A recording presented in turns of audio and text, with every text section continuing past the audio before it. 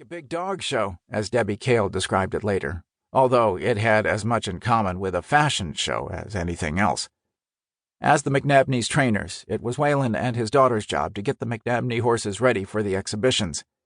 That meant exercising them, washing them, grooming them, all to make them look pretty as well as muscular. It was a full-time job, at least for Greg Whalen. Whatever one said about Larry and Elisa, the McNabney horses, at least, were champions.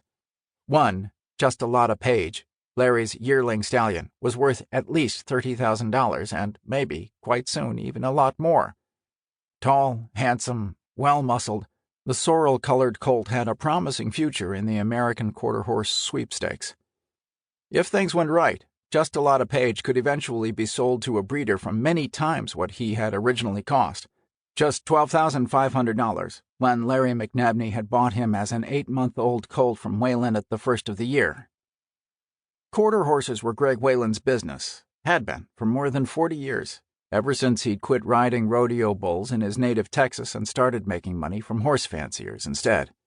It was a long way from the days when Whalen's father had raised broncos for the U.S. Army, back before World War II.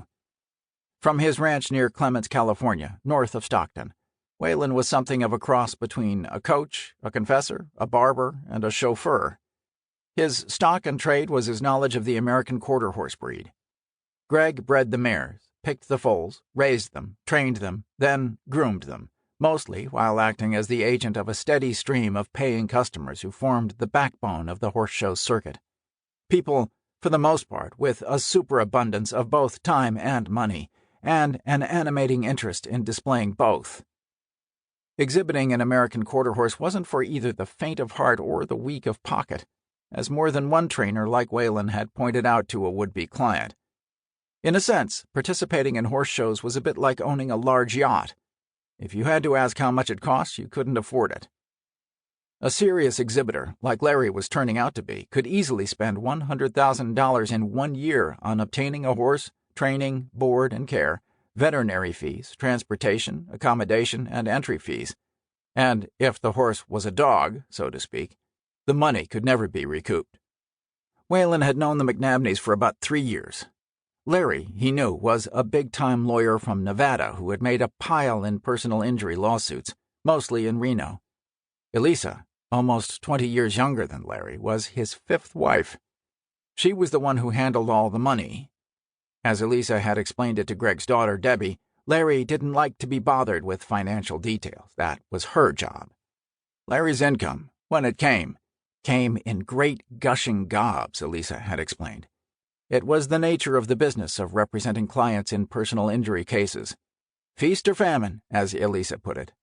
Money would grow tight for a bit, then, wham, in came a huge settlement for some lawsuit, and the coffers would be filled to overflowing again.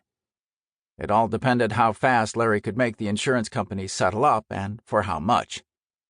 Still, it didn't seem to Greg that Larry was practicing much law these days.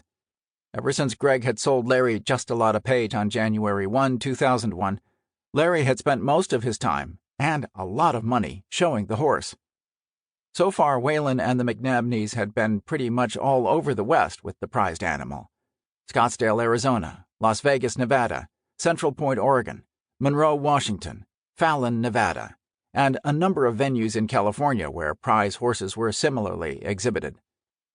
Just a Lotta Page hadn't been broken to the saddle yet. Instead, he had been entered in halter competition, common for yearlings. This was where Larry, or Greg himself, simply led the colt into the center of the ring by means of a head halter. Points were awarded by the judge or judges based on the way the horse looked, its conformance, that is, its shape and muscle tone, along with its ability to respond to the directions of the human holding the rope. So, too, was the halter handler judged, on his own looks and demeanor as he directed the horse through a series of paces. So far, Larry and Just a Lotta Page had done very well, although this was at least as much a function of the amount of money one was willing to spend as anything else.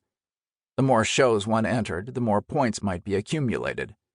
As of that morning, in fact, Larry was leading the nation in halter exhibition points. If he kept up his pace, it was possible that he would win the American Quarter Horse Association's Amateur Horseman of the Year award, to go with his HQHA Rookie of the